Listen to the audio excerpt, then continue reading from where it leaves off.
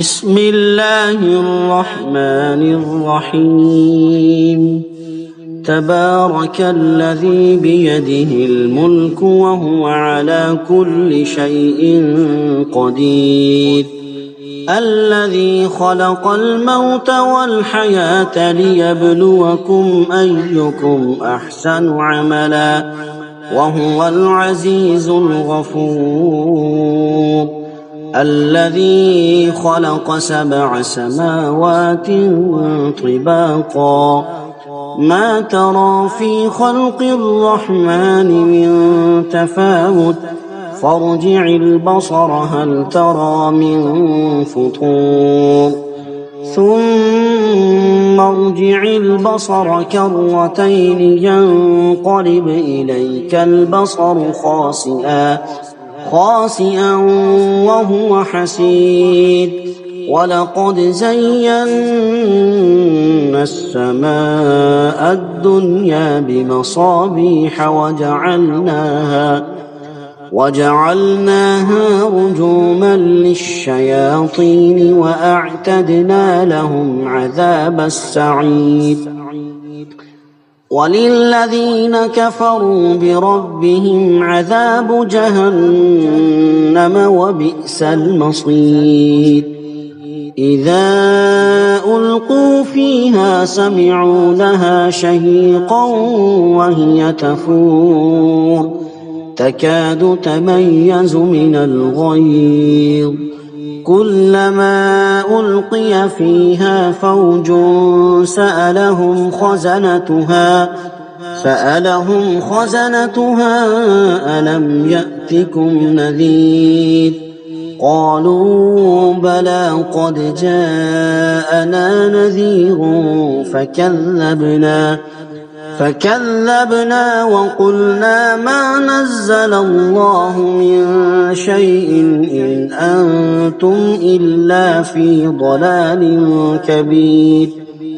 وقالوا لو كنا نسمع أو نعقل ما كنا في أصحاب السعير فاعترفوا بذنبهم فسحقا لأصحاب السعير إن الذين يخشون ربهم بالغيب لهم مغفرة وأجر كبير وأسروا قولكم أو اجهروا به إنه عليم بذات الصدور ألا يعلم من خلق وهو اللطيف الخبير هو الذي جعل لكم الأرض ذلولا فامشوا في مناكبها وكلوا من رزقه وإليه النشور أأمنتم من في السماء أن يخسف بكم الأرض فإذا هي تمور أم أمنتم من في السماء أن يرسل عليكم حاصبا فستعلمون كيف نذير ولقد كذب الذين من قبلهم فكيف كان نكير أولم يروا إلى الطير فوقهم صافات ويقبضن ما يمسكهن إلا الرحمن إنه بكل شيء بصير أمن هذا الذي هو جند لكم ينصركم من دون الرحمن إن الكافرون إلا في غرور أمن هذا الذي يرزقكم إن أمسك رزقه بل لجوا في عتو ونفور أفمن يمشي مكبا على وجهه أهدى أمن يمشي سويا على صراط مستقيم